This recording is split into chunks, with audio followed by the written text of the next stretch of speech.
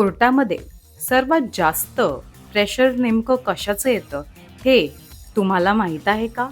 तुम्हाला काय वाटतं, फक्त आर्ग्युमेंटचं प्रेशर एका ॲडव्होकेटला असतं का? याचं उत्तर आहे नाही. कोर्टामध्ये काम करत असताना प्रत्येक ॲडव्होकेटला अनेक प्रकारचे प्रेशर फेस करावे लागतात.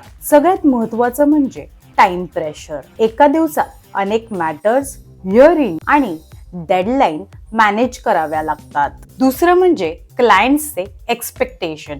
प्रत्येक क्लायंटला असं वाटत असतं त्यांची केस लवकरात लवकर सॉल्व्ह व्हावी आणि फेवरेबल रिझल्ट मिळावा. तिसरं म्हणजे केसचं प्रिपरेशन.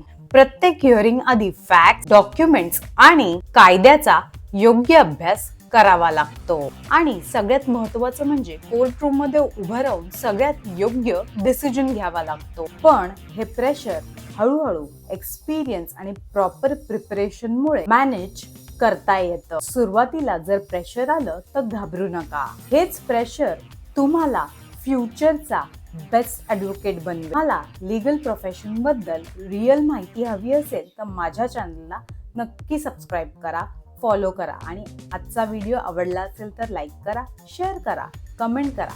भेटूया पुढच्या व्हिडिओमध्ये. जय हिंद.